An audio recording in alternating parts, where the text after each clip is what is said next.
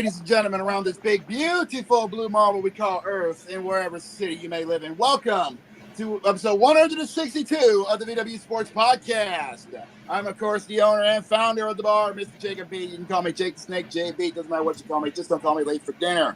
I am being joined, as always, by my co-host and barkeep. First is our boy, Brandon C. Yeah. And we're also being joined by our financial man himself and the HNIC himself, Mr. C. Carter. Mm-hmm. We're also being joined by our bouncer man himself, Mr. Zach George. Howdy. And one of our big regulars, Mr. Jamal Bedlamesh, graced us with his presence as well.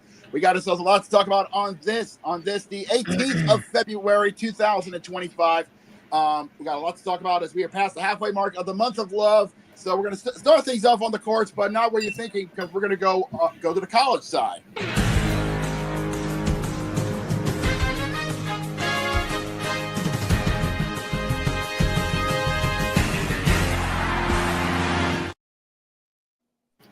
Yes, and we got a lot to talk about on the college. Hold on, course.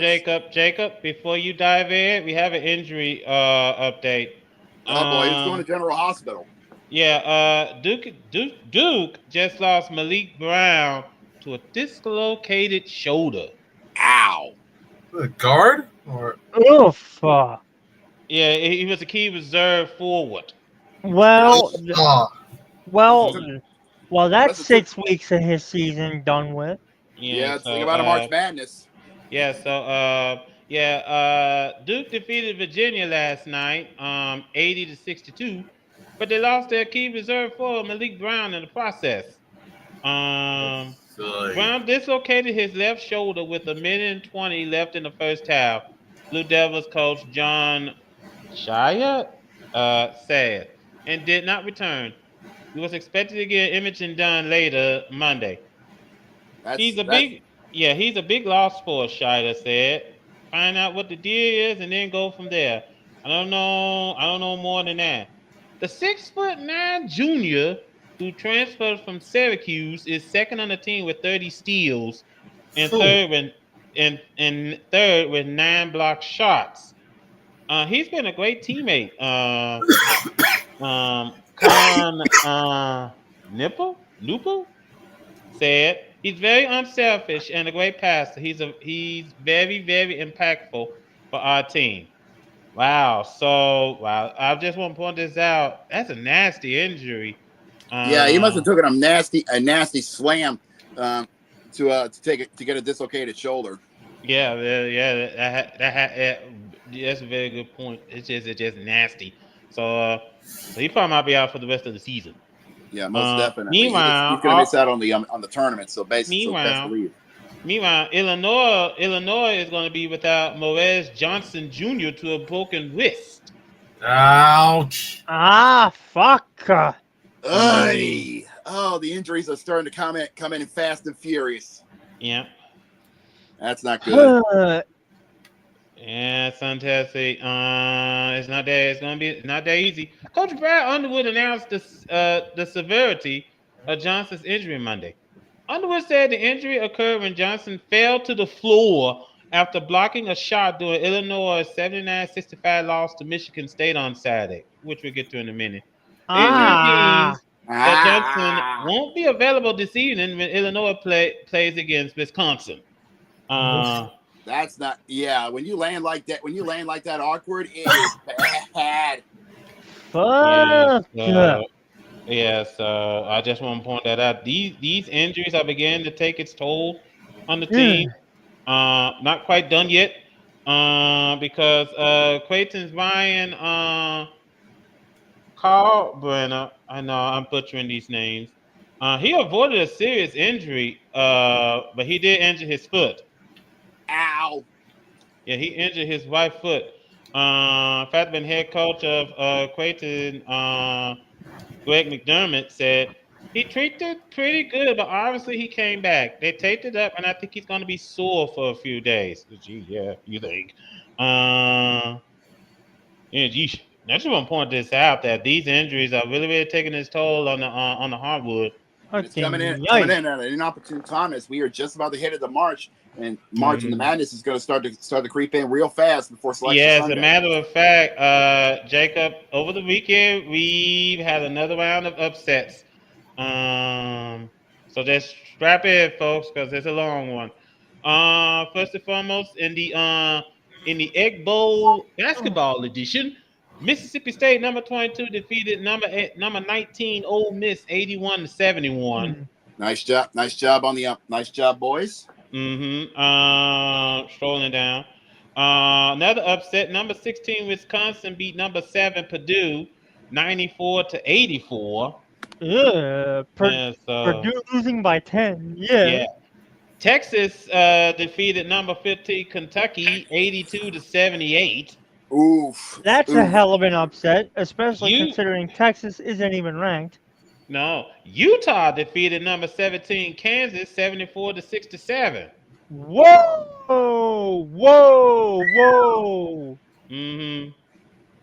Okay, Utah. When did the Mormons learn how to play basketball? Golly. Them Utes are a different breed than those Mormons. I'll tell you that much. So it's impressive, honestly. So yeah, I was gonna say, hold on. Sunday, Wichita State defeated Memphis 84-79. Good God. And then last night, checking on last night real quick. There wasn't any upsets last night, but due to the upsets with what we saw, just want to point out that the top 25 has changed somewhat. In particular, the top 10. Hell yeah! We got a seismic shift in the top 10 on the men's side. Some shifts on the top 10 from the men's side. Nothing too big, but some big ones in of itself. Considering the fact that due to what happened in the much anticipated 1-2 Iron Bowl, Auburn stays at number one in the nation. Florida, shockingly, moves up to number 2 in the nation after Alabama's loss. Shit. Yeah, and speaking of the Gators, they're playing home against the Sooners. Yeah, that's tonight. Coming up in under an hour, believe it or not, in Gainesville. Yeah. Number 3 is Duke. Duke stays at number 3. They will be playing this Saturday night at 8:00 against against Illinois. Illinois. Yeah. Must be another ACC Big Ten Challenge thing. Probably. And of course, Alabama, after that loss, dropped down 2 slots to number 4 in the nation, believe it or not, after losing to Auburn in the Iron Bowl matchup. Yeah, tomorrow night they're playing number 15 Missouri. Yeah, that's at 9:00. They're going to be heading to Mizzou country. And just a heads up, Auburn. Get that gunk out. Yeah, Auburn. They're playing at home against Arkansas. Yeah, that's tomorrow night. That's tomorrow night at 9:00. Number 5, we have Houston. Yeah, Houston moves up to number 5 in the nation. They will be playing tonight. They're going to be on the road to take on the Sun Devils of Arizona State. Number 6 is Tennessee. They had a flip flop with the Cougars of Houston. They're taking the number 6 spot. They're going to be playing this Saturday night against the Aggies of Texas A&M. Who are number 7? It's funny you mentioned the Texas A&M because they're playing tonight against number 21 Mississippi State. Yep, that tip off in just under an hour. And number 8 in the nation, another jump up is the Cyclones of Iowa State. They're going to be playing tonight against Colorado Buffaloes. Yeah, the Buffaloes of Colorado tonight at 8:00. Number 9 is Texas Tech. Yep, the Red Raiders of Texas Tech take number 9 in the nation. They're be ready for another Texas showdown. Yep, it's Texas Tech versus Texas Christian tonight. Tip off at 8:00. And St. John's is number 10. Yeah, only takes a bump down. They're still in the top 10. They're going to be facing up against DePaul tomorrow night at 9:00. Now then, let me go ahead pass along some games outside the top 10 later on this season. In fact, in about an hour. We got Purdue, number 13 Purdue, and number 14 Michigan State. That game's going to be on Peacock. That's going to be a good one. Also, this game's gonna be on FS1. We got Illinois and number 11, Wisconsin. Over on CBSSN. The CBS Sports Network. Yeah, we got Seton Hall and Marquette. Yeah, Seton Hall's going to go head-to-head with Marquette. Then also, remember that. Yep. Then also, I think you talked about this at 8:30. The Badgers of Wisconsin are going to go head-to-head with Illinois. That's going to be on FS1. And the late game of the evening, we got number 23 Kansas going over to Mormon country to play against the Cougars of BYU. Yep, that's going to be on ESPN. Of course, 23rd in the nation, but this is going to be very interesting because both of them are 17-8. Yeah, both of them have same records, so it's going to be a good matchup. And of course, we talked about the main event of the evening is Houston, Arizona State. That game is going to be on ESPN2. Now let's go ahead and flip the script from the men to the women, and oh boy, let's just put it this way: there was some upsets. Now, before we get to the big one, it is indeed a big one. Now, BYU defeated number 20 Oklahoma State 68-64. So that's impressive for the Lady Cougars. Now, yes, indeed. Sunday, it was not a good day for but first of all, it was a good day for Jacob. Sorry, Jacob. Number 3 Texas defeated number 5 LSU 65-58. Hey, give Texas credit. They put up a hell of a comeback, and they proved why they deserve to be in the top 5. So I'll give them credit where credit is due. Yeah, no offense, I was about to say this upset pretty much left everyone stunned. UConn walked into South Carolina and just basically had their way with them. They decided to bring out the paddles and went belt to ass in Columbia. Trey ain't gonna be too happy about that one, is he? No. You could tell she wasn't too happy. The final score was 87-58. Ow, BTA. Ow. That snapped South Carolina's 71 home game winning streak. UConn just walked right in and took over. What's the saying that they always say?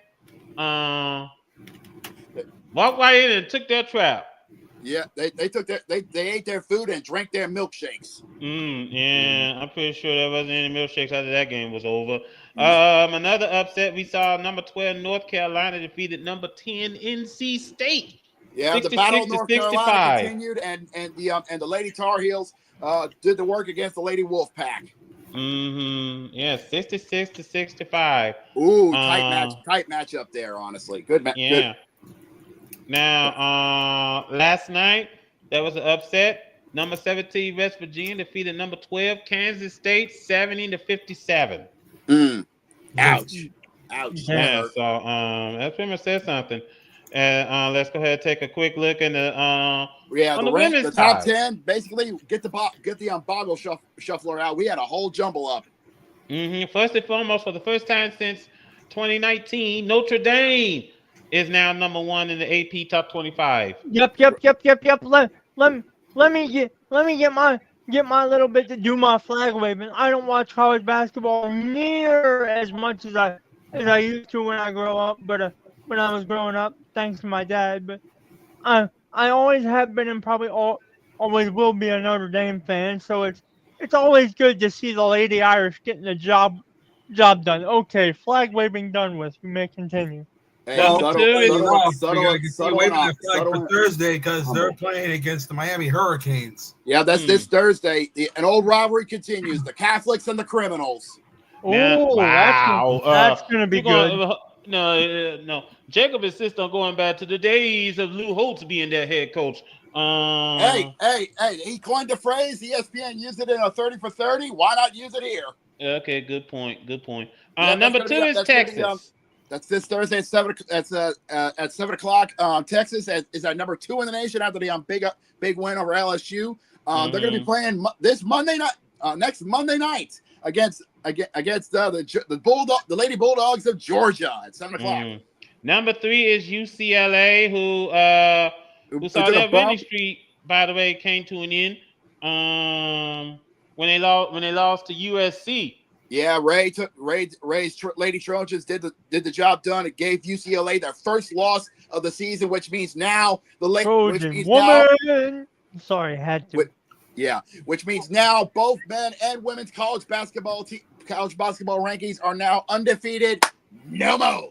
Yeah. It's funny to say that about the Trojans, considering that they're number 4, they're going to be playing tomorrow night against the 22nd ranked Lady Spartans of Michigan State. That's going to be at 9:30. 9:30. UConn has it a big time upset over the reigning champs. Safe to say the reigning champs are now hitting that championship hangover, and it's couldn't come at a worse time. They're number 5 in the nation. They're going to be playing tomorrow night.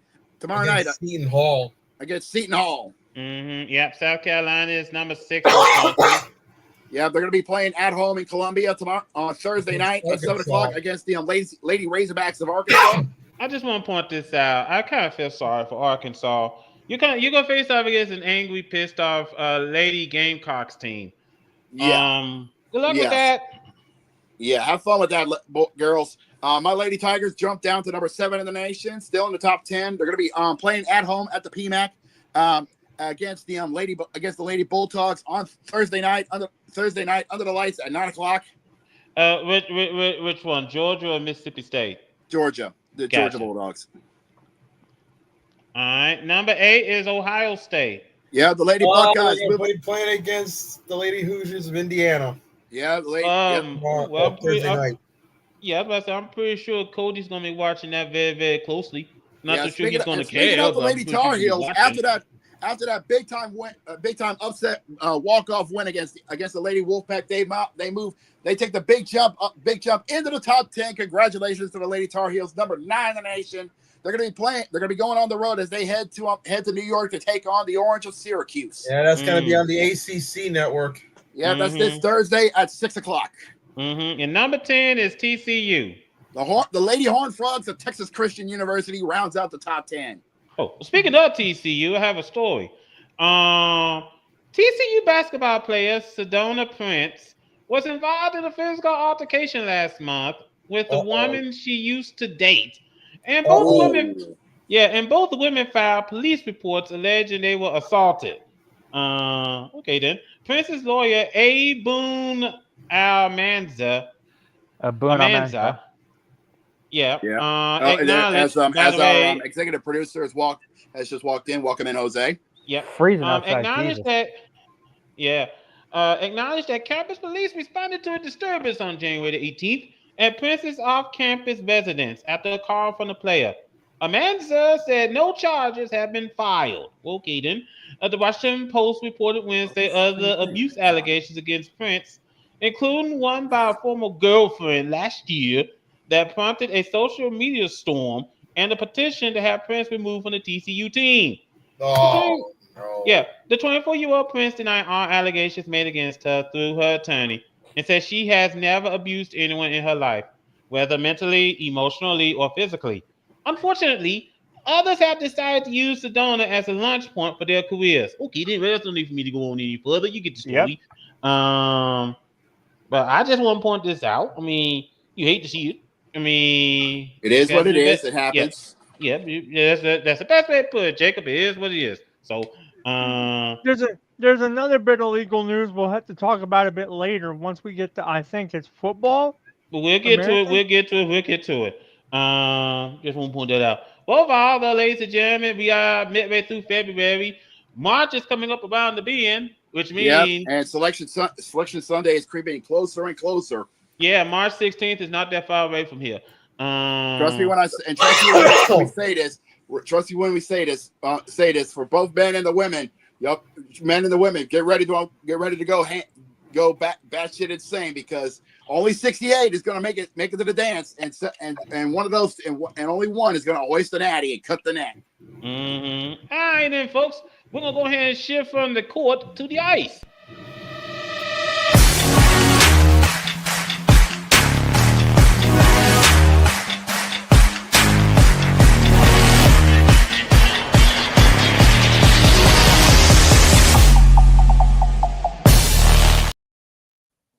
Yes, because over the past weekend, we had ourselves a fantastic weekend. Well, Jacob.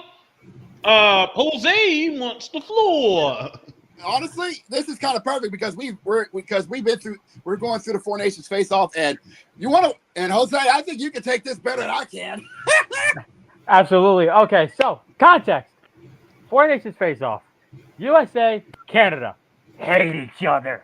Let's put it that way. With the passion of 1,000 suns. Exactly.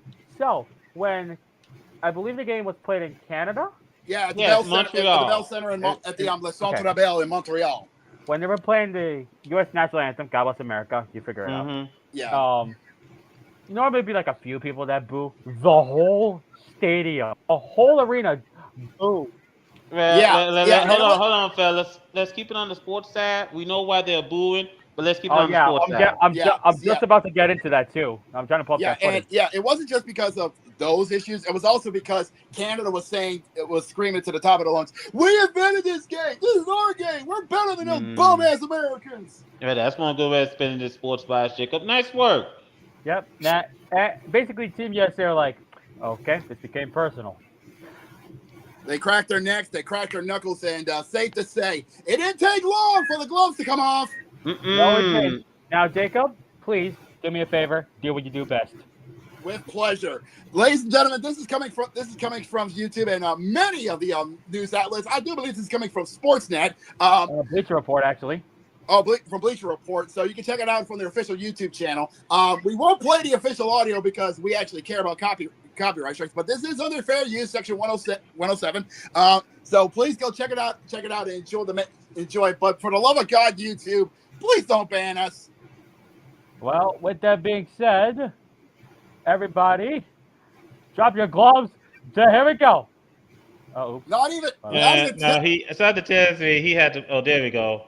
Yeah, not even 10 seconds in, and we got ourselves we already got ourselves a fight. There we go. Yeah, we didn't even wait, folks. As soon as they dropped the puck, you know it was on. Yeah, it's just so old-time hockey, boys.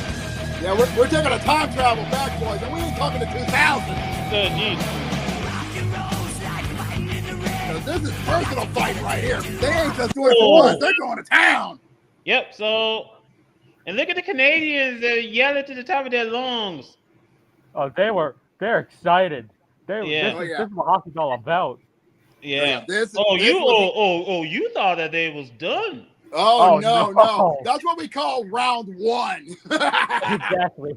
Look at us Because again. we had not one, not two, but 3 brawls all night long. This is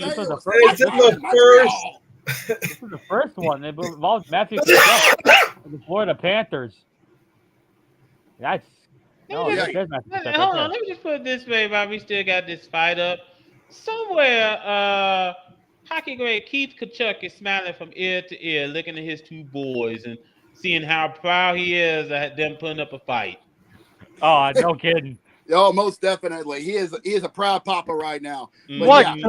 What could the old man scrap too? No. Oh, you wouldn't believe that man. Here we go. Hey guys, folks. Now, we're not done yet, folks. Oh no, we had some scrap. We had some more scraps too. This is round 2. Uh-oh. All right, let's go. Round two. Fight.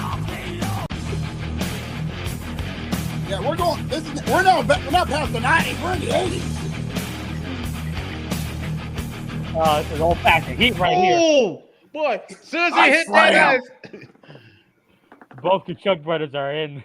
You win. Perfect. Daddy Tkachuk is a proud papa right now, seeing his boys scrapping it up. Hey, boys. I got a question. What fighting game does this come from? You win. Perfect. But this is Street Fighter? Yes. Yeah, that's Street Fighter. Yes, Super Turbo to be exact. Street Fighter 2 Super Turbo. AKA the Street Fighter that actually put them on the map. The best way of playing Street Fighter 2, don't at me. Yeah, I was about to say, guess what, folks? We ain't done. We ain't done. No, we ain't done with this party. This party ain't done yet. Yeah, the panic box is getting quite full, ladies and gentlemen. And guess what? We got to make room for another one in a few seconds. Round 3. Round 3. Fight. Yeah. You think through the heads? Well, there you go. Here we go. Yep. Like I said, round 3. Fight. And this is Ferenko and the other guy. Yeah. I love how they each try to go for a hip toss too. Yeah, try to go for a hip toss, but then they turn an uppercut and hooks. Exactly. That's the only way you can play when it comes to ice skating. Yeah, definitely. This one was a good one too. Their last one was good. They were slinging.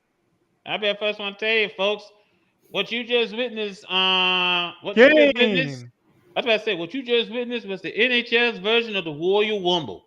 And it was just the beginning because after those 3 fights, both teams showed no mercy.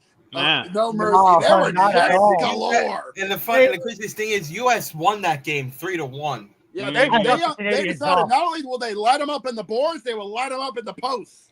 Yeah. Exactly. Let me just point this out, gentlemen. First and foremost, hold on, Zach. Go ahead. I had a question, but go ahead. I just want to point this out. Let's be honest here. This Four Nations tournament is going well. Okay, I will admit this. Gary Bevan may be an idiot 9 times out of 10, but sometimes a broken clock can be right twice a day. That is true. It's like I always say, even a blind squirrel finds an acorn once in a while. I thought it was a blind squirrel would always find a nut. Yeah, fair enough. But and he also made another good idea by saying that the World Cup of Hockey will make its return. It's going to be alternating between that and the Winter Olympics. Let's go. Yeah, I think that's a good idea. And I just want to point this out. By the way, the championship is the rematch. The championship. Yeah, the championship is this coming Thursday in Boston. Yeah. If you thought that melee in Montreal was nuts, oh no! Wait till you see what's gonna happen in Boston. Safe to say, gloves off, and all hell's gonna break loose in Beantown. Hey boys, as a person who is, let's just say I have an ethnically vested interest in this game this Thursday in Boston. Yeah. Let's just say that my spirit is keen for a Donnybrook, and Shillelagh Law is going to be all the rage Thursday night. I think I got a question for you guys. How many seconds do you think it'll take before the first fight breaks out? Before you guys answer, hold on. I was going to say before you guys answer, first and foremost, like as if got some choice words here from Nathan McKinnon, who plays for Canada. The last thing we wanted to do was to go home today. We love to play the Americans again.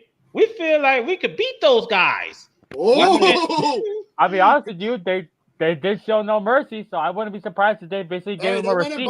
They went in balls deep. I'll give them credit for it. Give them credit for it. Yeah, he said we plan on playing a little better this time. Wow. All right.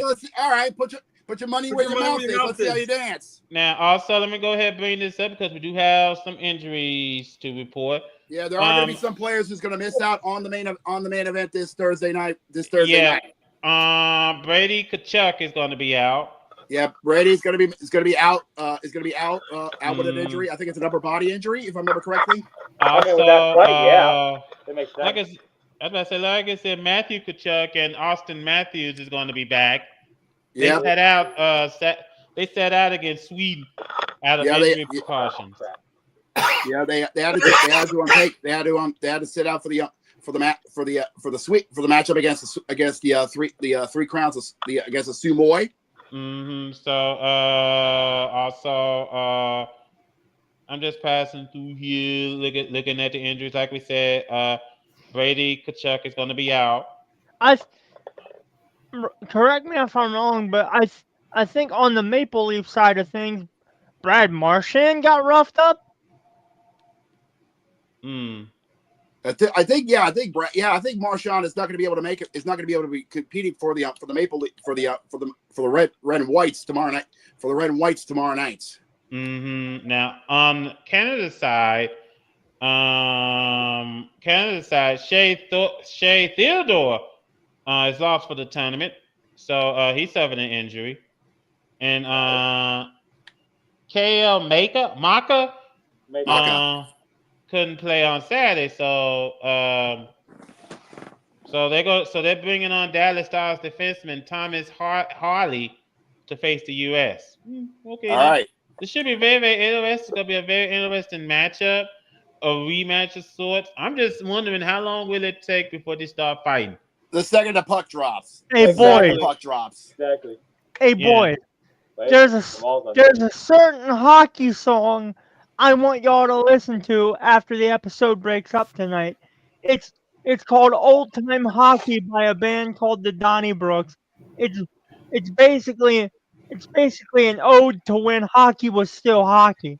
Yes, the crazy age of the hockey world, the 70s and the 80s. Yes, that's really, really, really something to consider. I think it's going to be a very interesting. Hey, I didn't know Jose wears glasses. He doesn't. I think it's reading glasses. You know, my brother had that same issue. You know, because he's farsighted. Yeah, that is true. It's not technically reading glasses. It's just blue light glasses. All right, then. I think it's gonna be before you even continue. Leave it to the hockey to have a better All-Star game than the NBA. Oh, we'll get to the NBA in a few. We'll get to that. We'll get to that later. But trust me, you might want to listen to that later. But yeah. Once the blood has been cleaned up, the chiclets have been sweeped up, and everybody's cleared out from Thursday night. This Saturday, we will with the all standard procedures will continue on as we continue on March towards the end of the season. Yeah, and we get to the true section of the NHL season. If I may bring up the games for Saturday, that's fair enough. That's only fair. Let's see what's going. Let's get ready for Saturday night. All right. Starting off at 1:00, we got Edmonton heading to Philly to play against the Flyers. Yeah, at the Wells Fargo Center. But it's actually going to start off earlier than that, believe it or not, because we got ourselves a noon 30 game, believe it or not. Oh, you got to go earlier than that is true because we got to go to the pizza box. Yeah, the greasiest place in the league as the Red Wings will be playing host to the Wild of Minnesota. That game is going to be on ABC and ESPN Plus if you don't have ABC. Now, 30 minutes. Okay, Jacob. Yeah. Now, 30 minutes later, over at the Wells Fargo Center, Brandon already brought that up. Yeah, we did. Yeah, we got the Oilers and the Flyers. Yep. And then at 2:00, the quest for the record continues for Ovi as the Capitals make the trip to Pittsburgh and the PPG Paints Arena and the Penguins. Yo, Baker, last count, what are we at? 16? 16. That is the number to beat when we hit the All-Star break. Well, let me just bring this up real quick. I'm pretty sure somewhere Alexander Ovechkin, while everyone else was doing this Four Nations tournament, he's doing two things: resting and getting ready for the second half of the season. Safe to say he was resting and he was sharp and he was let's just say he was cleaning up his sniper. Now then, also 5:30 at 5:30, we got the Rangers and the Sabres heading up to the KeyBank Center. Yeah, in Buffalo, an old New York battle. Rangers heading down to Buffalo to take on the Sabres. Ooh. No, they're not. Buffalo's in northern New York. Ooh. Yeah, you got to get a little fix there. Dan, we got ourselves a good 5:00 delights for you tonight. Well, depending on who you ask. Starting off, it's Smashville. The Avalanche make the trip across the coast to take on the Predators of Nashville. Also at 6, Jacob, I want you to say it. Oh, yep. I got this. Welcome to the Rock. Yeah, at the Rock at the Prudential Center, the Devils is playing host to the Dallas Stars. That's going to be on ESPN Plus or Victory for our homeboys. Friend of ours, Eddie Lobo, is going to be real interested in that game. Yeah, definitely. With how the Stars are playing, I helped them out. Then rounding out the 6:00 festivities over at Sunrise, the reigning champion Panthers are going to go head to head with the upstart Kraken of Seattle. Let's just point this out. Hold on, gentlemen. Let's just point this out that Florida so far, they're doing a good job being the defending Stanley Cup champions.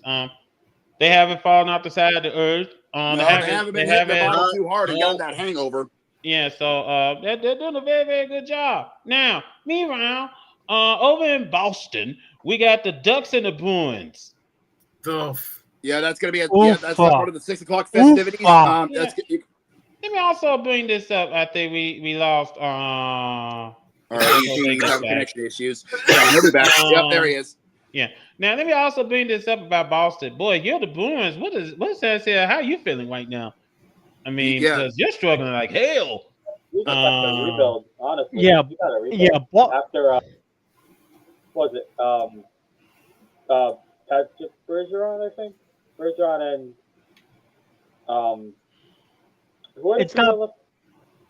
Oh, by the way, it's not actually. Jose, let me help you. Let me help you. It's not actually. It's not actually Patrick Bergeron. It's Patrice. Yeah, Patrice Bergeron. I just realized that. And the other one. Who was the other one? Krejci. Yeah, Krejci. Yeah. Safe to say, Boston needs to start figuring shit out because they really need all the help they can get. They are basically third from bottom in the Atlantic Division. Well, another thing to consider is something which Gary brought this up. Basically, the Bruins are basically ran by the good old boys. Management is still being run by the Boys Club. Mm-hmm. Yeah. Also at 7 o'clock, at the end, we're going to head over to the USS Enterprise Center as the Blues go play. Thank you. As the St. Louis Blues play host to the league leading Winnipeg Jets. Your Winnipeg Jets. If you watch Far Down, you get the reference. Hey, my man. Now, also over the Canadian Parliament, the Canadian Tire Center, we got the Canadiens and the Senators. Yep, the Sens going to play head to head with the Canadiens of Montreal. The Sens want to stay in the fight because they are in the top four of the Atlantic Division, so they want to get some good points to stay in the fight. Mm-hmm. Also, and going on over at the nationwide. Sorry, here's the injury that what's his name? Carter mentioned. Charles McCabe. Go ahead. Yeah, so these are the teams that's going to be out. That's going to be out for the U.S. Brady to Chuck brothers. Both to Chuck boys, Austin Matthews and Charlie McAvoy. Yeah, that hurts. Yeah. Now, over at the over at the Nation Riders on your side arena, we got the Blackhawks and the Blue Jackets. I'm saying this now. When the Tree released his haters guide to the NHL All Four Nations break, he said this best for the Blue Jackets. Sometimes tragedy can either hinder you or help you. And honestly, what happened to the Goudreau brothers basically galvanized the Blue Jackets Blue Jackets team, and basically made them the talk of the NHL. You know? Yeah, I gotta say, but bad luck still goes with this team. One of their players got injured when he got hit with the truck. He's sitting on the bench. Hey, Chargers, you could learn a lesson or two from that. Or you could take a lesson from the Rams and Philly. You can use tragedy to make your team better. Good point. There. Yeah. By the way, Boston. That's actually good. By the way, Boston, you should be very glad you have the Celtics, because I ain't going to lie. If you didn't have the Celtics right now, you wouldn't be having no room for a tea party. I guarantee you that. Yeah, most of that. Yeah, if the Celtics were good, all that tea's in the harbor. Yeah, I was about to say now the Celtics will offer all the teas, and Boston will offer awful. I can imagine a whole lot of folks staying at home, going on Paramount Plus, watching Cheers. God damn! Yeah, the fact that people missed the obvious Boston Tea Party reference is a little crazy. Oh, no, I didn't miss it. I caught on with that immediately. Hey, I caught it as well. I just didn't feel like selling it. That's all. Fair enough. Well, wait a minute. You planning on throwing somebody over the harbor? Oh, come on. That's good. That's a good one. That's a good one. Anyway, rounding up the 7 o'clock festivities at the ACC, also known as the Scotiabank Center. The Toronto Maple Leafs are going to be playing host to the Hurricanes of the Carolina. Toronto trying to catch up to the reigning champs of the Atlantic Division, just down by 3 points. Yeah, I was about to say this is going to be a huge matchup in the Eastern Conference. No doubt. Yes, indeed. And over at the Staples Center, by the way. Thank you. Everybody will die on that hill. Fuck yeah. Thank you. The Utah Huskies are going to head up to the burning city of LA to take on the Kings. Yeah. Well, first and foremost, gentlemen, the fire's been contained. Thank been God. Contained for a while. Oh, okay, thank God. Yeah. Thank God for that. Yeah. Secondly, this could be an interesting matchup. First of all, kudos to the hockey club for staying in the playoff hunt for so long. Give them credit where credit is due. They put up a fight for being a first timer. Mm-hmm. So, reminds us of Vegas when they showed up first timers. Who knew those Mormons were good at other things that don't include pounding multiple wives? Hey, yo! That hasn't been a part of the Mormon religion for at least 100 years, but I appreciate the as a history student, I appreciate the reference. Good sir. Just all I gotta say is just be glad that. Hold on. I was about to say, just be glad Karl Malone isn't anywhere near this team. Oh my! Come on, bro! Carter, you shouldn't have mentioned that. Now I gotta make my Karl Malone joke. Oh God! Hold on! Look, I gotta do what I gotta do, but first I gotta turn my camera on. Hold on. Timeout. Flag on the play. Unnecessary roughness on Carter. 15-yard penalty. Hey, I got the flag right here. Hey, Karl Malone. I heard you were trying to strike a chord. Is it A minor? No! Okay.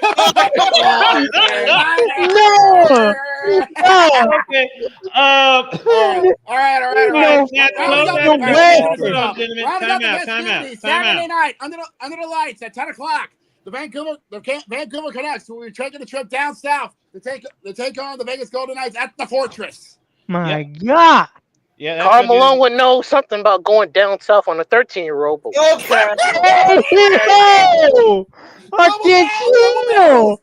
Flag on the play, bro.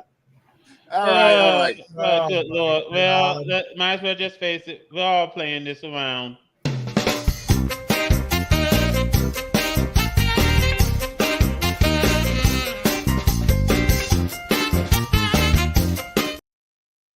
Yeah. I swear. If we get a lawsuit, everyone here is gonna be involved in it. God damn it! Anyway, what lawsuit? As stated, this Saturday. What lawsuit? The playoff. Exactly. Okay. Let's move on. Let's get out of here. Yeah, I'm gonna say. Damn. Yeah, what's that I hear in the air?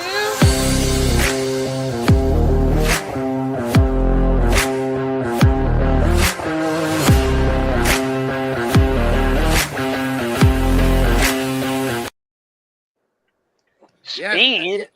Yes. Speed? I didn't know I Show Speed was a thing that we cover on the sports podcast. I thought he died at the hands of lawbreakers. This man is killing it. Let's just get to the. Yes. The reason why we added this is because we wanted to make sure everybody gets some time to get in here. But we do have some good stuff coming up. Good stuff going on because over the past Sunday was, of course, the running of the 500. But that's the only thing we're going to go over because we are now on the road to opening night for the 2025 Formula One season, which, believe it or not, is going to be their 75th anniversary. Believe it or not. Hey, boy, his finger is doing the Daytona 500. You can't necessarily see it off screen. Yeah. Also, wait a minute. Wait a minute. Time out. We got the count. Hey. Also, we want to give ourselves a good thing. Happy belated birthday, Gurok. I see you got yourself your presents on. Yeah, Yep. Time out, because I thought for a moment there that I thought that Gurg was dressed as a vampire for a second there because it looked like as if he was wearing a cape or something. No, it's a hoodie. Nope, it's a hoodie. It's a Liverpool lounge hoodie that I got. Yeah. It's very nice. By the way, ladies and gentlemen, our baby Brown is in the house. Hey, no, Kami, I'm just not in the fucking mood. Ooh. Okay. You want to drink? Ooh.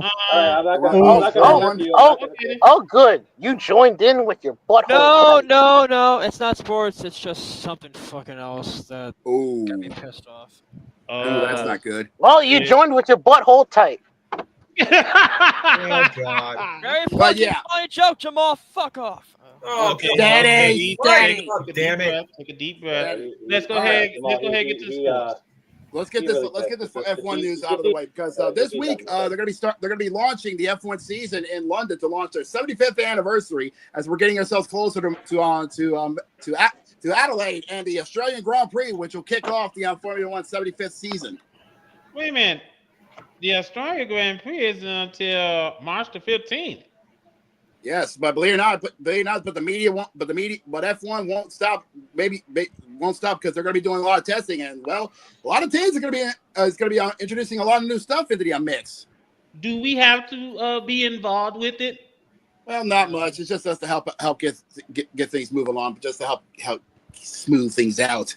Well, like I said, speaking as a black guy here, it's kind of hard just sitting there just watching a lot of race cars going in the same direction over and over. It's not NASCAR, I'll say that. Over again. Yeah, fair enough. Hey, Carter. And IndyCar as well. They go in one direction, but they never go the other way. One of the best drivers in all of F1 is actually a black Englishman. Yeah, Lewis Hamilton. I don't watch the sports, so I don't care. Fair enough. All right. Well, we wanted to get that out of the way to help keep the flow and get our boys in. All right. Let's pop the clutch and let's head on to our next topic as we go across the pond. All right.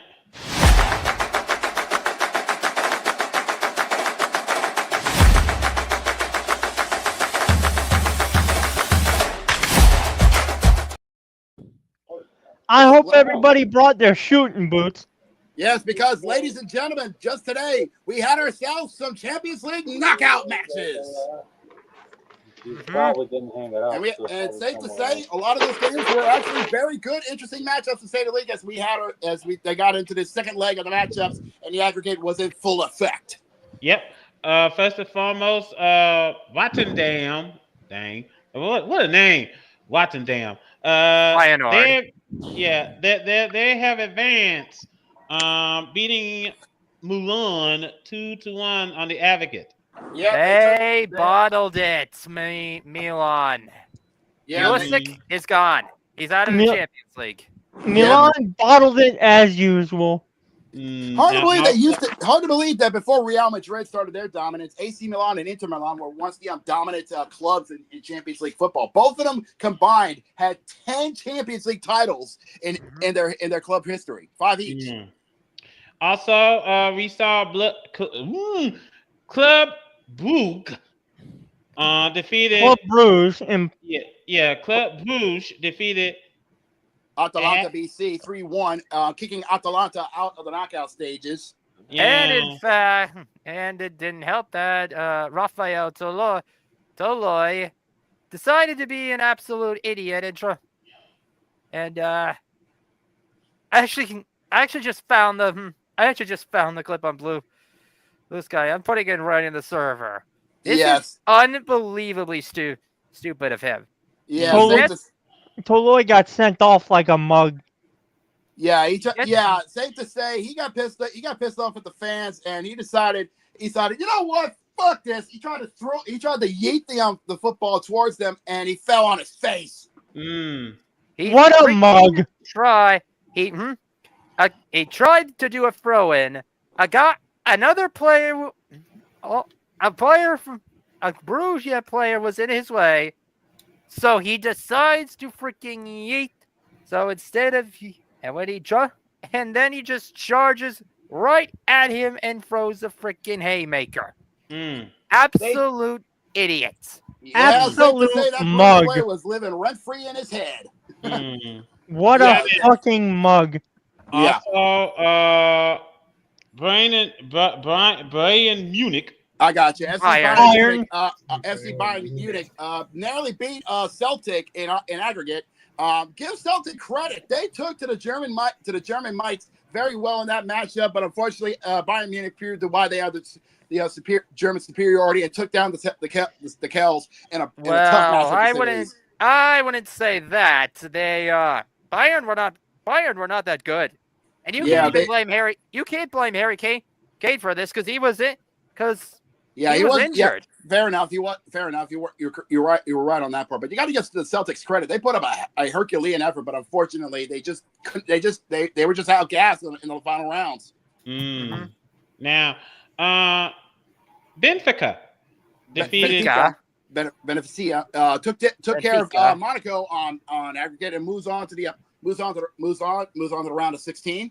Mm-hmm. They beat Monaco 4-3 in an epic second round, and they'll get either Barcelona or Liverpool. Yeah.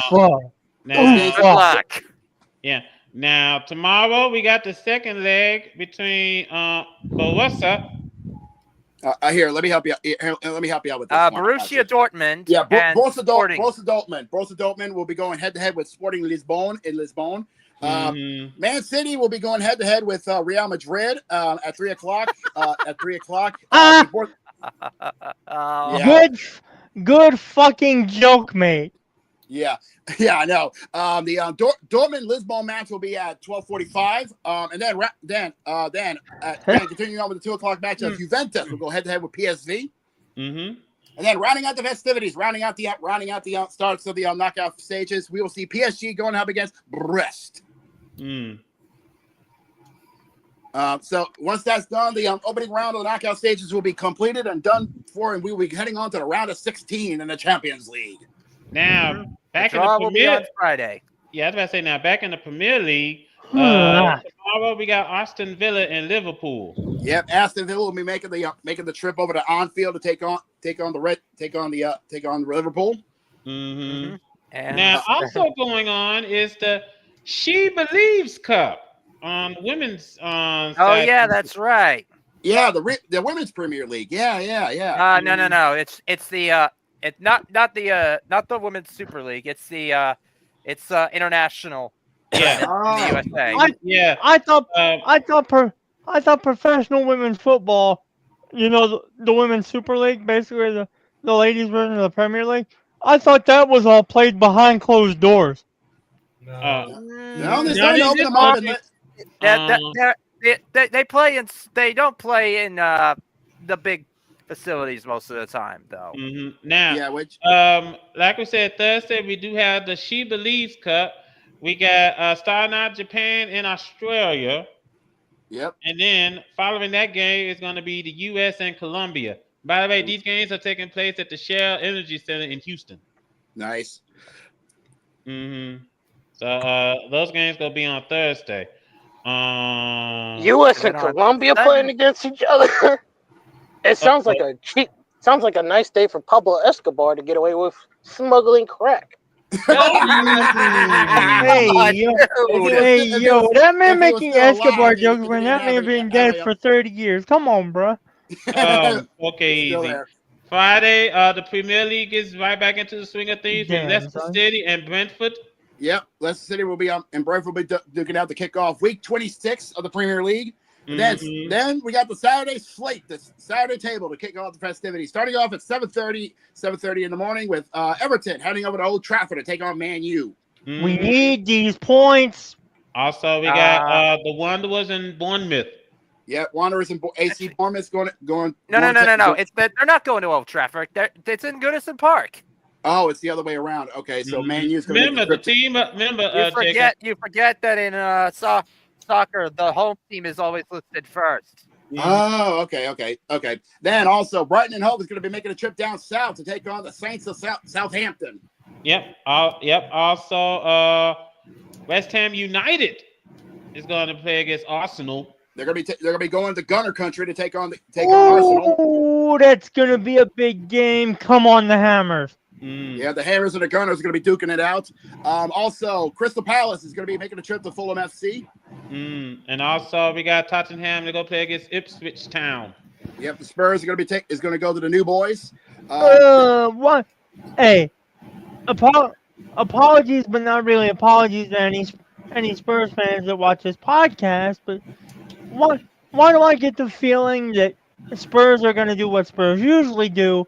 Get cocky, play down to the competition, and drop 3 points. We also have. They choke every week. Yeah, I was about to say we also have Aston Villa. They're gonna play against Chelsea. Yeah, Chelsea's gonna make the trip to Aston Villa. Bournemouth, they will be hosting Wolves. Yeah, well. Carter got to that. Then Sunday night, Sunday to round out the week. To round out the week 26. Nottingham Forest is going to be making a trip to Newcastle to take on Newcastle United. And we have Liverpool and Man City. Oh, look, come on, Liverpool! Take care of these shits and put some more holes in them. Now, also, we had another round of the She Believes Cup. These two games will be taking place at the State Farm Stadium in Glendale. Colombia and Japan, and then followed by the United States and Australia. The Romeo and Juliet Derby, as I call it, because what's her name? I know what you're talking about. I'm brain farting here. The captain of Australia. Sam Kerr. Sam Kerr. She's and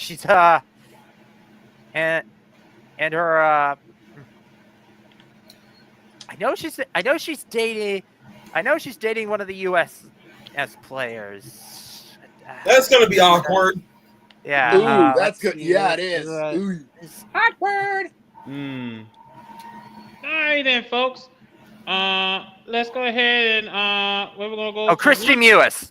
Mewis. But to finish up the football, Gurak, I'm gonna need you lot over at Liverpool to keep doing the rest of the PL a favor and knock the shit out of City. Oh, we intend to. All right, then let's go ahead and go from one field to the next.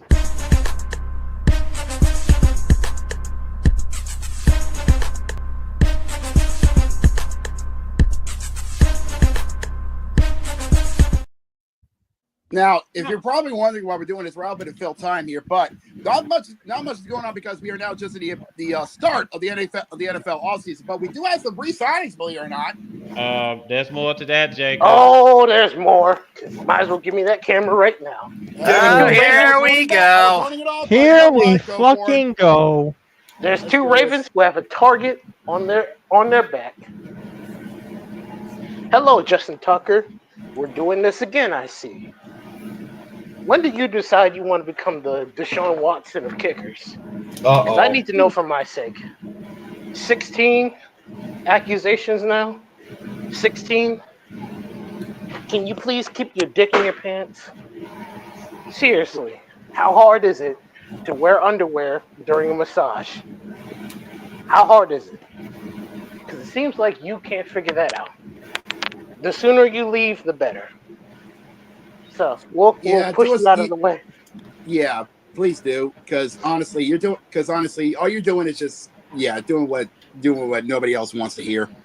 Also, John Harbaugh, if you don't get rid of Justin Tucker after all that crap you talked about Deshaun Watson, I have every right to call you a hypocrite.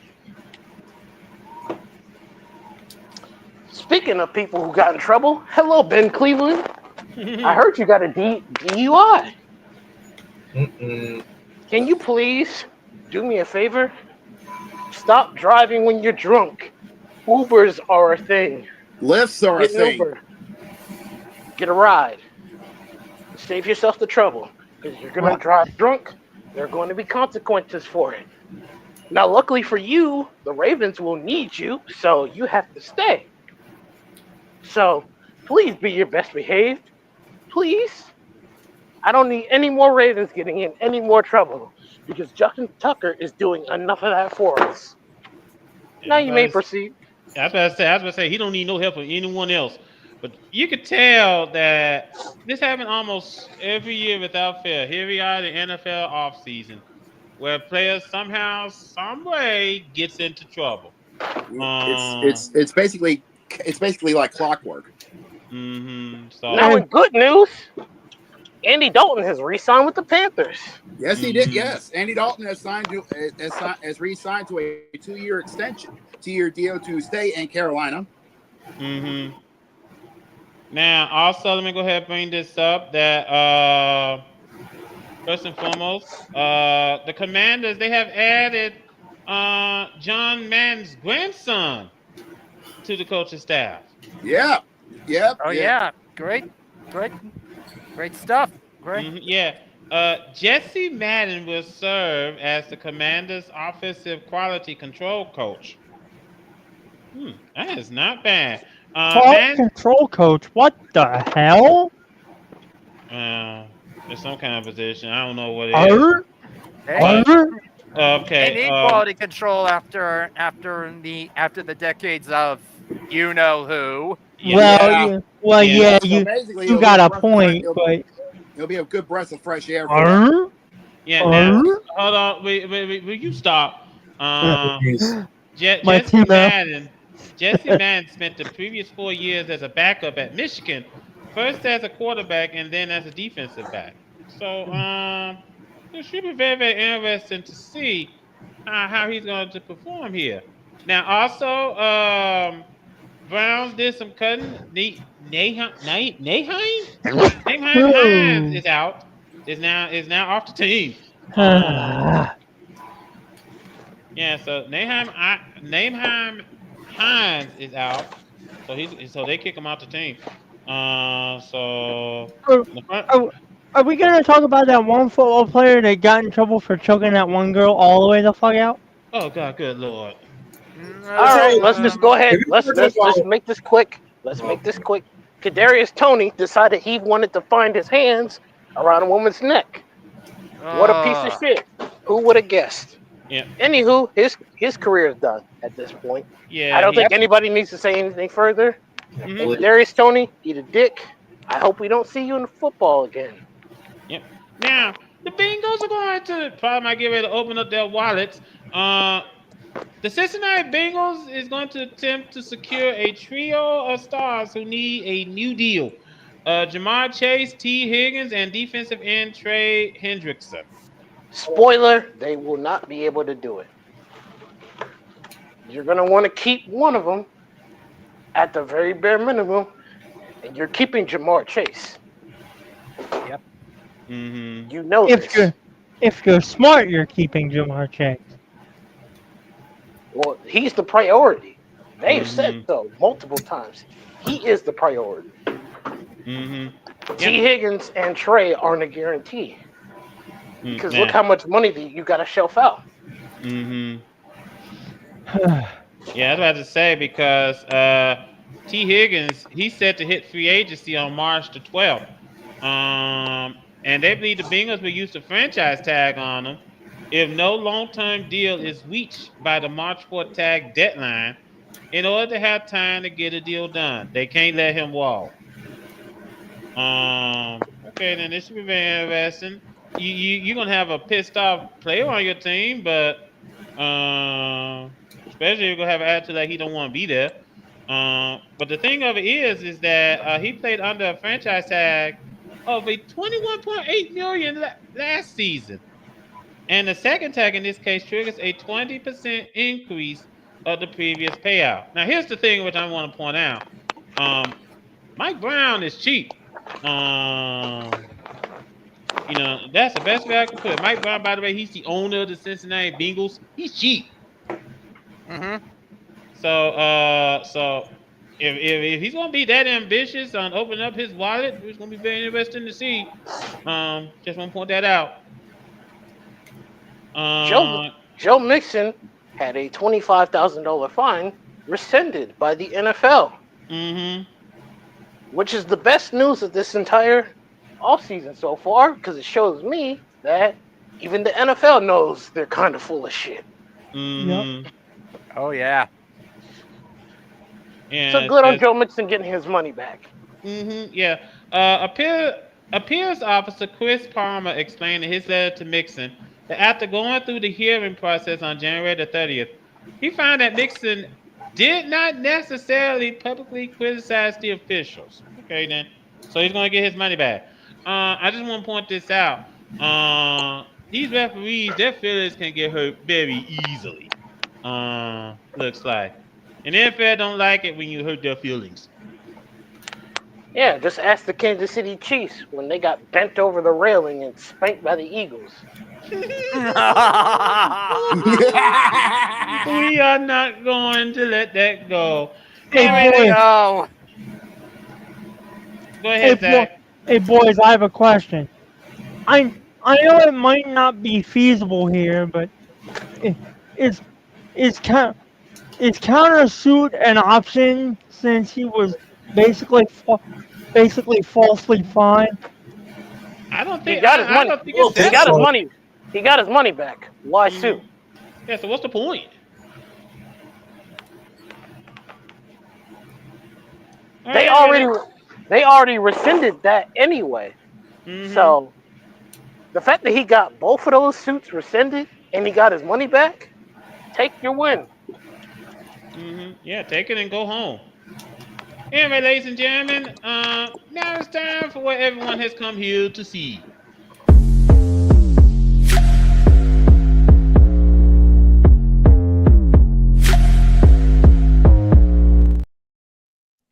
There we go. We've been saving it off. Like Jamal said, it's funny that the NHL can give us a better All-Star break because the other one was just horrible. Hey Carter, you might want to play that. You might want to play that song. You are coping and seething. You just can't accept what you're seeing. Yes, you're coping and seething.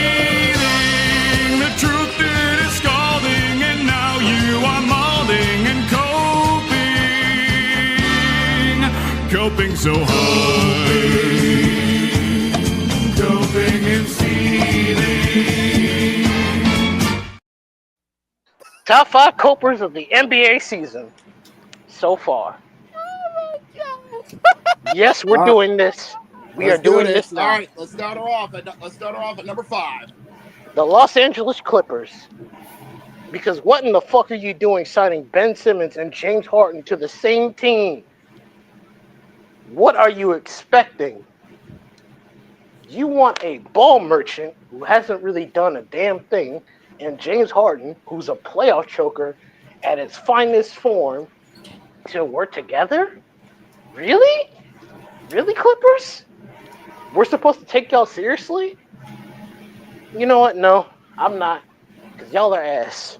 Y'all are 3 packs of ass. You always been ass. You're always LA's bitch. So I don't feel sorry for you. I hope you suck for another 20 years. Number 4, the Dallas Mavericks. Because why the fuck did you trade Luka? Ask the owner. Well, no, that's not the owner's fault. That's the general manager. Yeah. I blame the entire organization. Fire Nico Harrison out of a goddamn naval cannon. Why did you trade like a franchise player for nothing? Like, that's crazy. And then AD gets hurt. So part of that trade is now potentially wasted. And you just handed the Lakers potentially their next star for the next 10 years. What are we doing here? No, seriously, what are we doing? They literally handed them LeBron's heir apparent. All right. Number 3. This one is tough because I could be petty and put this guy at 2, but I'm not going to do it. Number 3 is Joel Embiid. Yeah, here we go. Oh, okay. Here we fucking go. What a waste of talent, potential, and money. There are people who would kill for the 16th of your contract. There are people on the bench who show up more often than you do. And you want people to feel sorry for you? No. Eat a dick. Suck a dick. Choke on a dick. I don't care. If you happen to swing that way, cool. I hope you choke on the semen that flies out of said dick. You waste of time. Damn. Start playing to your standard. Start playing up to the money that they're paying you. And maybe I wouldn't bitch about you for the 40th time. Eat a dick. Speaking of people that I bitch about a whole lot, number 2 is Kevin Durant. Yeah. There it is. Here we go. No, hi all. Is Jamal ranting over the All-Star weekend? Trust me, that's number 1. Yeah, that's number 1. By the way, I have a question for you, Headkey. Go on.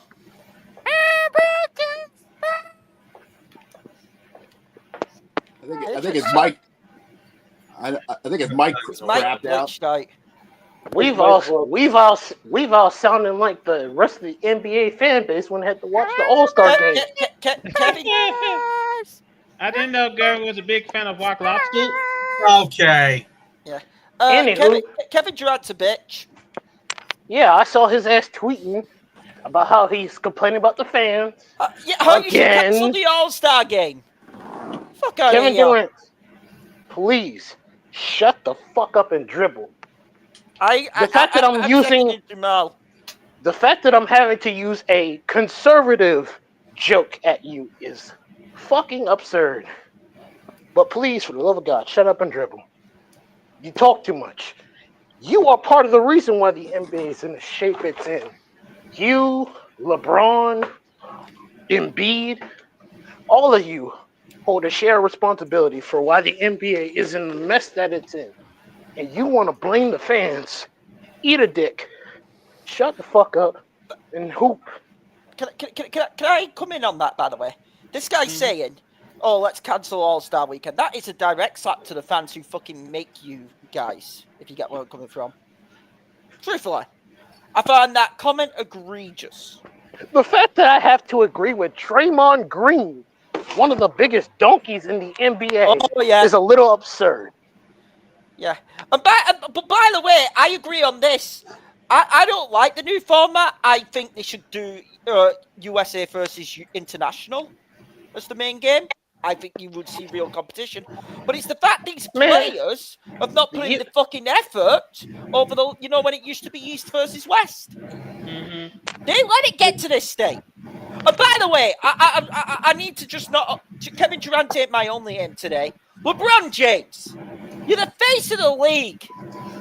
You couldn't have told the league that you were not playing Wednesday after the Lakers game. That was a punk-ass bitch move because you denied another player that honor of being an all-star, i.e. Norman Powell. That was a punk-ass bitch move.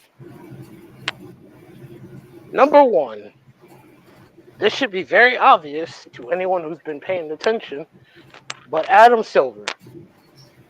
Yeah. You Nosferatu built-ass bitch. Get rid of him. That comment's insane. He is built like Count Orlok, and he has the nerve to be like, oh, players complaining about the officiating. I wouldn't do it. Shut your balding ass up, bitch. There are people in this call right now who had the nerve to say he's one of the best commissioners. Get the fuck out of here. He's really awful. Not me, though. Not me, though. Roger Goodell is better than him. And the fact that I had to praise Roger Goodell makes my balls itch. It makes me feel like I just got COVID for the 3rd time. No. Yo, Adam Silver, you are one of the biggest reasons why the All-Star game has been trash. Yeah. You do not make these players say, oh shit, let me put some time, investment, and energy into actually playing the game. Let me give these players these big-ass contracts and then get surprised when they sit out. You are a part of the problem. You lazy, inefficient elf. You bum-ass, balding vampire. Eat a fucking dick. Stop wasting our time. Quit bitching about the fans. Quit having the players bitch about the fans. And do what you're supposed to do. You fucking bitch. You're the commissioner, right? You know how to fix these problems. And until you fix these problems, we're going to keep bitching. So, do me a favor. I want you to go to the nearest grocery store. I want you to go to the feminine care aisle. Find the most expensive pack of tampons. Pull one out. Shut up your ass. And then watch the bleeding come out. You're the biggest bitch as far as a commissioner that I know of right now. Fuck you. Enough said. Enough said. I hope you drink the blood that comes out of your ass, you balding vampire. I'm sorry. That All-Star weekend was a fucking embarrassment. Well, time out, gentlemen. First and foremost, yes, it was. As a guy who Zach, hold on. I just want to point this out. This All-Star weekend was a complete waste of time.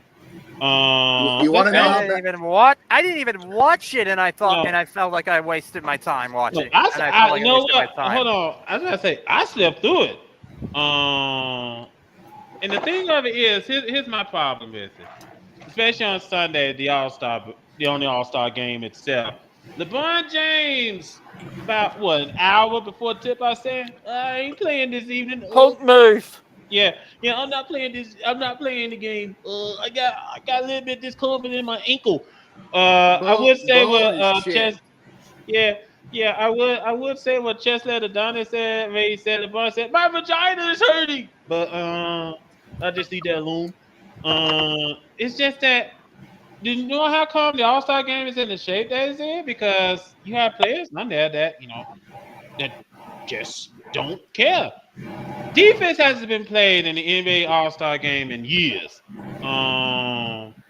It's just nothing more than just score, shoot, dribble.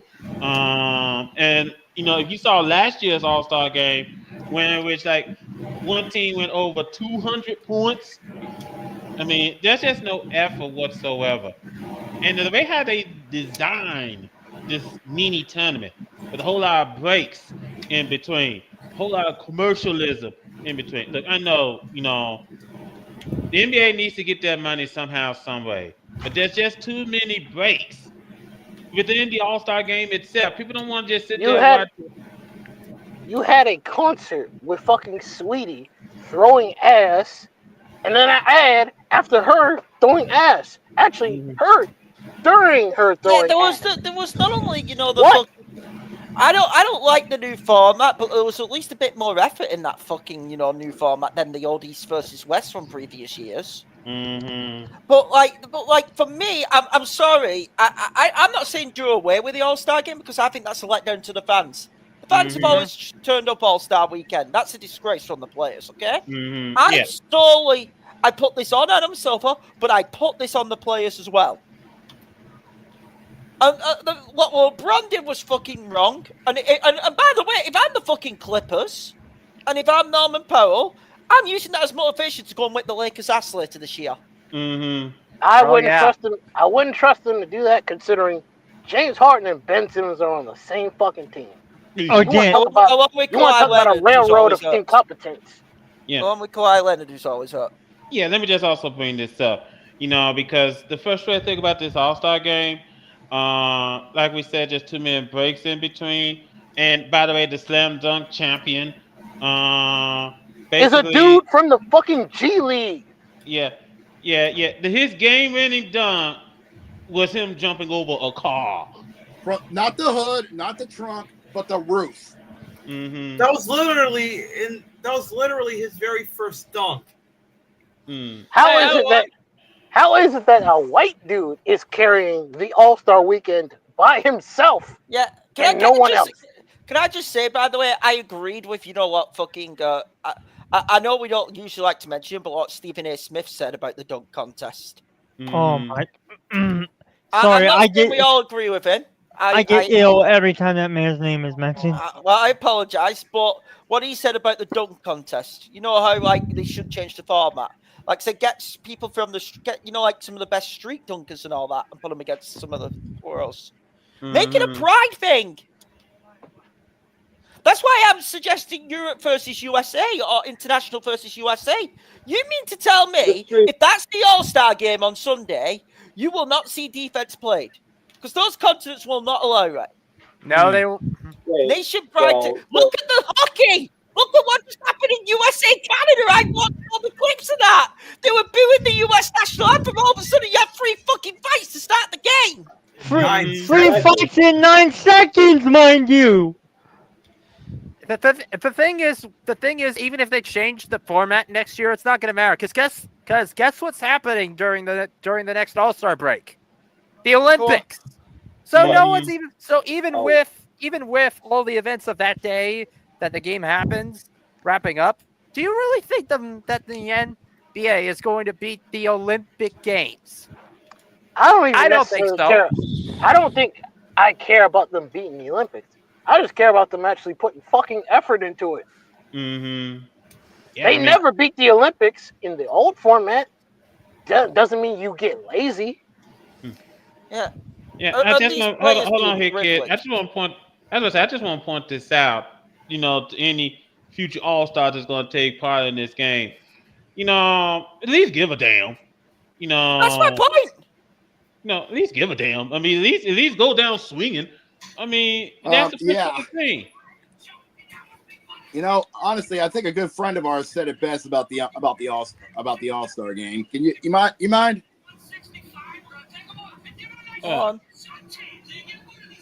I think you know what I mean, Carter. I want to welcome everyone to NBA All-Star Weekend. Hell yeah. Now, before we start, this from Toyota. Oh, well, you gotta pay the bills somehow, I guess. Now, the first event of the night is going to be the dunk contest. And you got Mac McClung going for the three-peat. This is gonna be a good one. Which we will get to right after this from Coors Light. Oh, another ad. Okay. Before we begin the games, we will have our performance of the national anthem. Oh, of course. Which is brought to you by Nike. What? Nike. Just do it. Yeah, just do it. As in, do the All-Star Weekend finally! What a beautiful rendition of the national anthem. Now for the games to begin. Thank God. Right after this minigame challenge hosted by Mr. Beast. I just want to watch some basketball. And the Mr. Beast challenge is brought to you by AT&T. Bro. AT&T. It's like Verizon, but way worse somehow. If I want to see a basketball in the next 3 seconds, I'm giving up on the NBA forever. Now, here comes Mac McClung for his first dunk. Finally! Gotta catch it first. No flex, zone. This can't be real. What an insane dunk contest, folks. I don't know how this one will ever be topped. Same, I also don't know, because I couldn't watch it! Now, let's get on to the All-Star game. Finally. Let's see which All-Star team can win by scoring 40 points first. I'm out. That speaks for itself. Please go check out the Mega Casuals over on their social media platforms. The link to their channel is in the description. Mm-hmm. Yeah, I just want to point this out. We can't be nice. Yeah, I just think that obviously, like Garrick brought this up afterwards. Maybe what the NBA should do is do something what the MLB used to do. When they did that All-Star game, it had the American League versus the National League. I don't think I brought that up, but I just said it would be that would be interesting. Mm-hmm. When the American League played against the National League years ago, and the winning league gets home field advantage in the World Series, the NBA needs to do something to, number one, make their players give a damn. Put something on the line. You get a whole lot of effort if you put something on the line. Otherwise they're gonna say, okay, well, now the next All-Star game, by the way, next year is gonna be in Los Angeles at the Intuit Dome, the home of the Clippers. So there's no telling how sensitive that's gonna be. But needless to say, this All-Star game was a dud. That's all it is. DUD.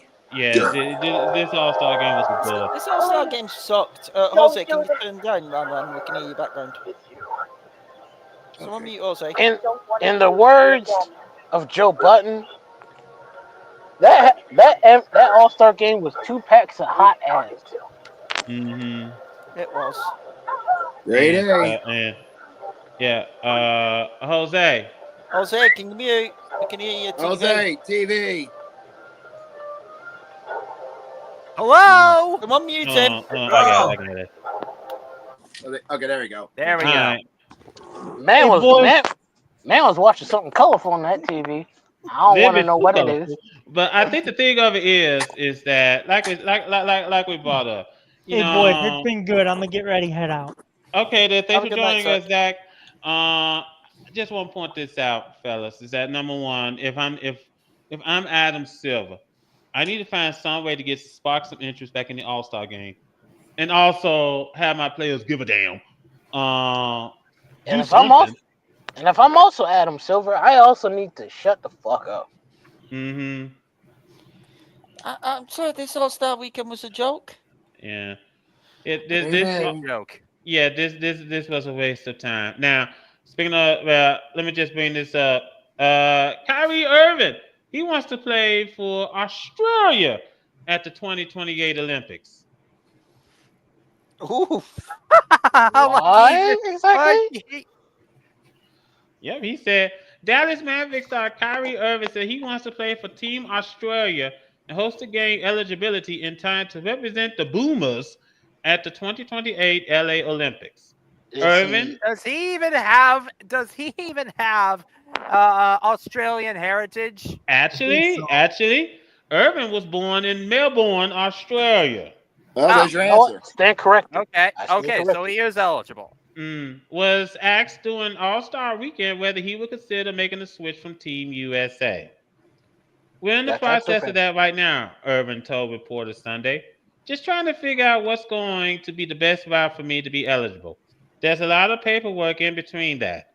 Irvin, 32, represented the U.S. at the 2016 Rio de Janeiro Games and helped the Americans win the gold medal.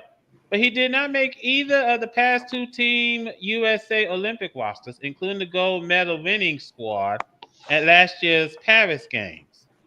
In order to be eligible, Irvin would need to gain approval from USA Basketball, FIBA, FIBA, and Basketball Australia.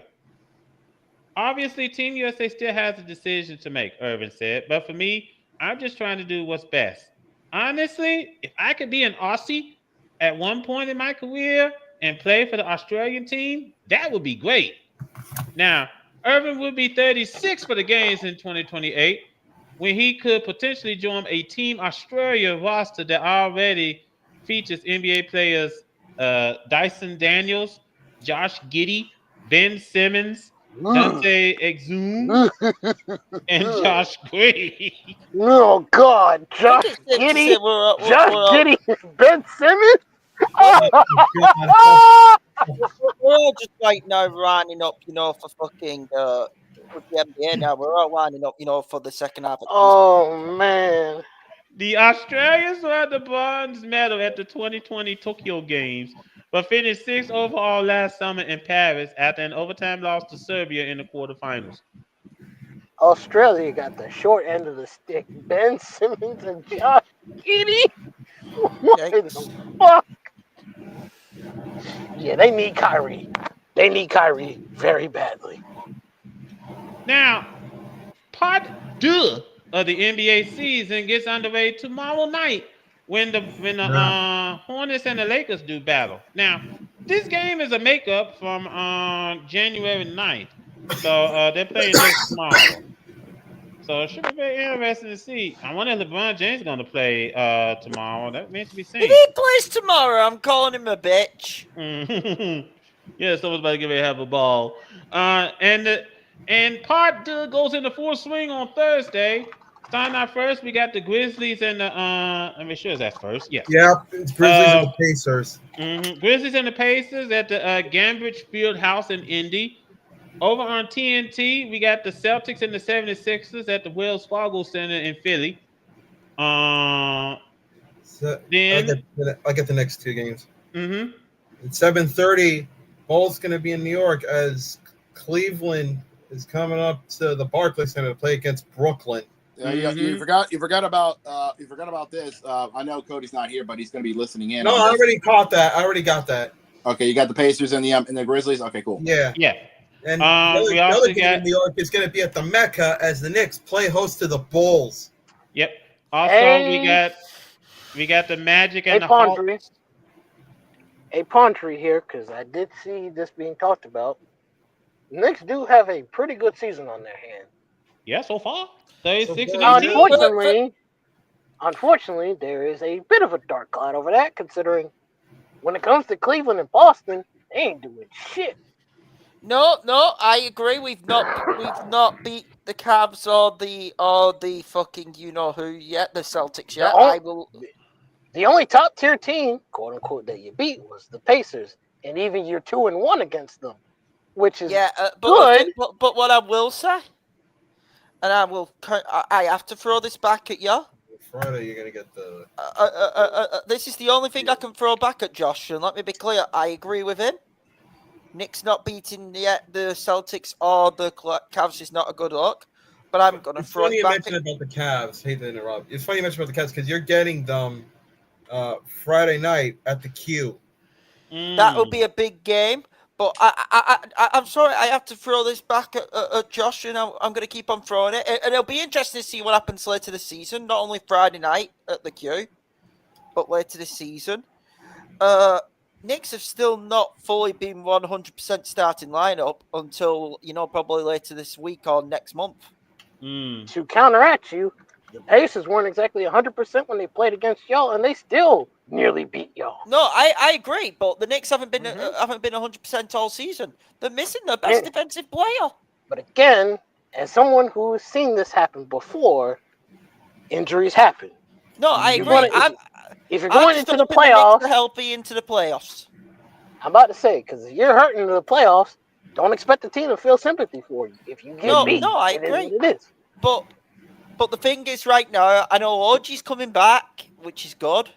But the difference maker for the Knicks, and it'll be very interesting to see. Now, I know if they lose to the Cavs and the Celtics without this guy, with this guy in there, and lose bad, then I'll think the season's a wash. But I think Mitchell Robinson's going to be a big difference game changer. Mm-hmm. That is the Knicks' best defensive player who has been out, and I'm actually been happy that he's been out. I didn't want to rush Mitchell Robertson back. I thought we'd make the playoffs anyway. Save our best defensive player and his health to the fucking playoffs. Get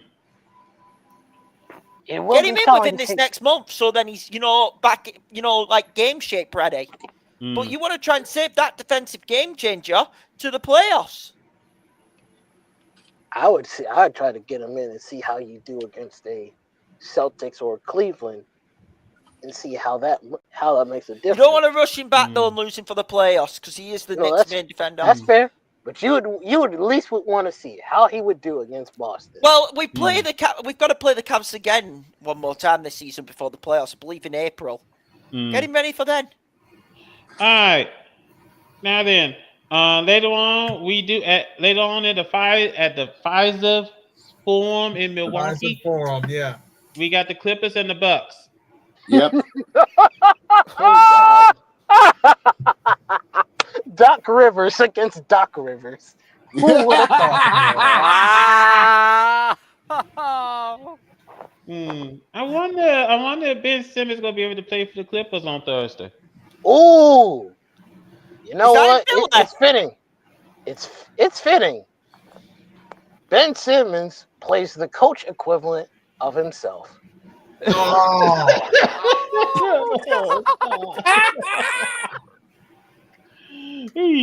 Okay, also over at the Ball Arena, we have the Hornets and the Nuggets. Well, RIP to the Hornets because they ain't doing shit.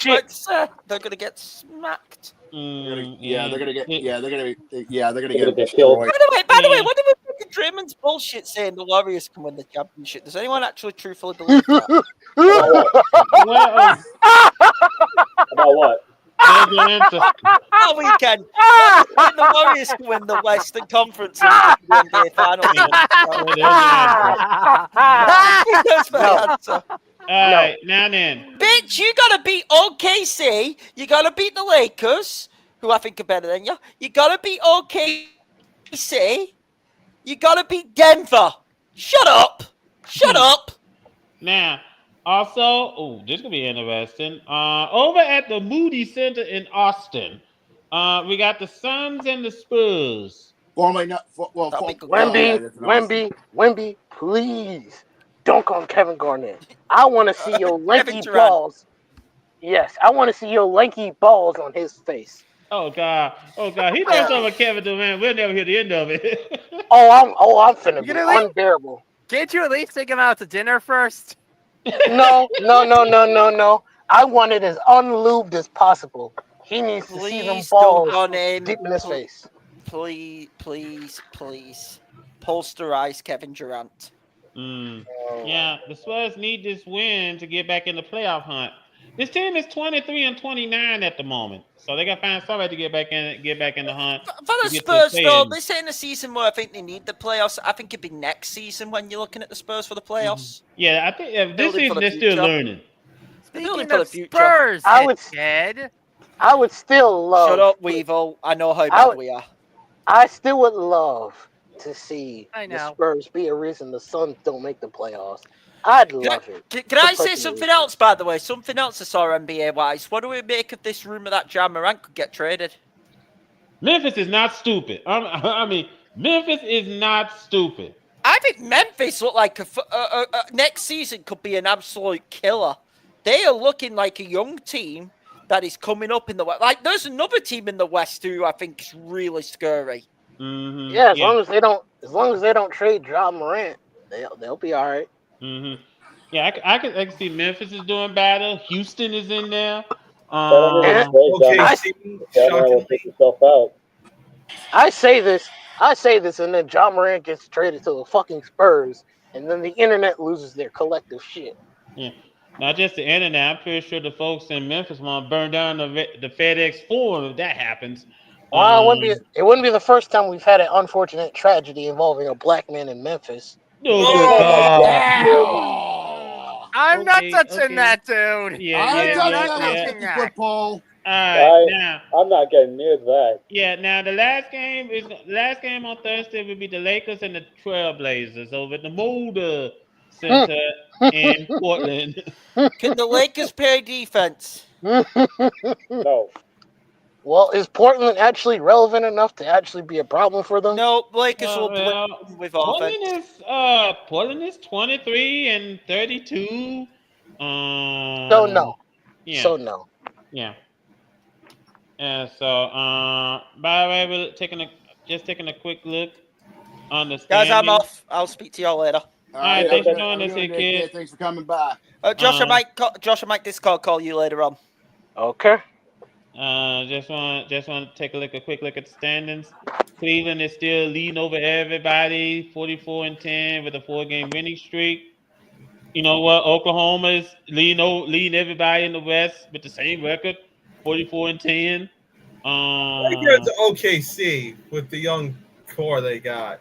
Mm-hmm. Yeah. So Kevin Durant could have won a ring with this team had he chose to stay and not be a bitch. That that is very, very true. He could have stayed, but nope. He had to go where the ring was, and that was with Stephen Curry and Golden State. Ring, bitch. Speaking of rings, that's actually what I wore for the Hall of Fame. Did you see? The 6 Patriot rings, of course. Yep. They are massive. Like they are bigger than they actually look on TV. I swear. Yeah, as a matter of fact, I remember you told us, Gary, that you went on a tour at the Patriots Hall of Fame. Yep. Did this earlier today. Yeah, wasn't good weather, but I had a day off. There was nothing to do, so. I was about to say, you even said they had the exhibit of what happened with the choke. Oh yeah, yep. The one reason Falcons fans want to choke slam every Patriots fan into a table. And I actually was pulling for the Falcons that night, and he still choked. I had no clue their propensity for choking. Well, this is Atlanta we're talking about here. This is the same city that does Freaknik from time to time. So Freaknik. It's also the same city that has apparently overrated food. So take that for what it's worth. Anyway, ladies and gentlemen, it's just about that time. Yeah.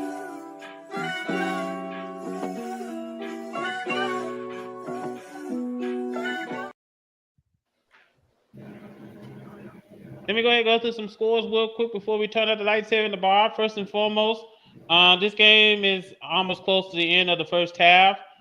Texas A&M is leading Mississippi State 29-28. That's going to be as close as you can get. That's a nail biter. This is a disaster.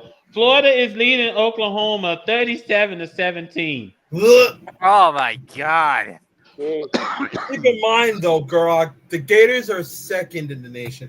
Yeah. Immense. Yeah, they're doing the one. I was about to say they're doing the one thing that Brandon loves to do best: chump. Yeah, that's all there is to it. Also, going on in the first half, Purdue is leading Michigan State 26-22. By the way, let me bring this up real quick. Congratulations to Tom Izzo on being the all-time winningest coach in the Big Ten. Oh. Yeah. He just passed Bobby Knight for that honor. So congratulations, Tom Izzo. That's pretty much all the games going on take place right now as we speak. Coming up later on this evening, fact in about 19 minutes, Colorado and Iowa State will give a do battle. Texas Tech and TCU. Later on, we got Illinois and Wisconsin, Houston and Arizona State, Seton Hall and Marquette, and Kansas and BYU. And that's all within the top 25. You know, we got other games going on, but we usually just pay attention to the top 25. Enough said. Yeah. Anyway, ladies and gentlemen, we thank you so much for taking time out of your busy schedule and joining us here this evening. First and foremost, let me just point this out. If you like what you see, first and foremost,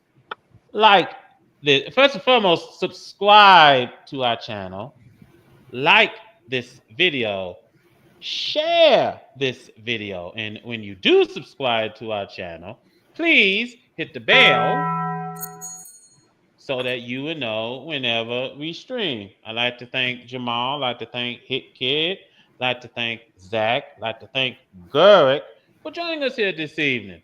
First and foremost, I hope that everyone had a great Valentine's Day with their special someone. That's President's Day for some reason. Or maybe you're just like me, just spend Valentine's Day by yourself, just watch a good old movie. Yeah, basically. That's it. That's pretty much about it. Now, a message, since I am here, and I'm usually not here when the pod is about to end. If you can take any lesson, take a lesson from a Jets player who decided it was a good idea to complain about the fans. Sometimes complaining about the fans only gets you one thing and one thing only: a foot up your ass. If you want to fix a problem, it don't start with the fans. It starts with the management and then the players. If you're not willing to solve that problem, eat a dick. Or in rare cases, it starts with you. Yeah, I could have said that myself. Anyway, ladies and gentlemen, let me also go ahead and bring this up. Happy Hour will be back in March. Fact been March 16th on Selection Sunday, the Great Gumbo Memorial. And then we're going to get in the full swing of March Madness for both the men and the women. Yep. So that should be very, very interesting to see. Anyway, ladies and gentlemen, thank you so much for taking time out of your busy schedule. Jacob, yeah, go ahead and take us home.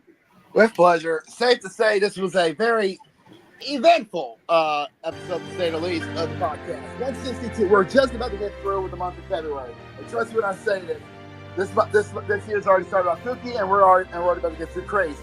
And trust me when I say this, and believe me when I say this. Once we get through February, all hands on deck, because, well, spring training's about to kick off this week, and also college basketball season is starting to wind down. Which means, ladies and germs, the madness is about to start heating up. Just when I say this. Yeah, I know.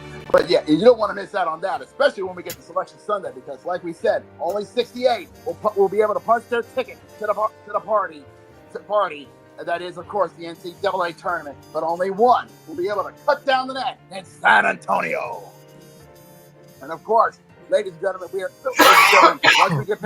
ladies and gentlemen, the NBA has just got through their pitiful excuse of the All-Star break, which means now we are now into the serious mode of the NBA season. We are now getting ready for the important team, for the teams who want to make it, to begin their playoff pushes and see who will make it to the playoff train. It's time to start pushing. It's time to I already fucked that up. Jesus. Yeah.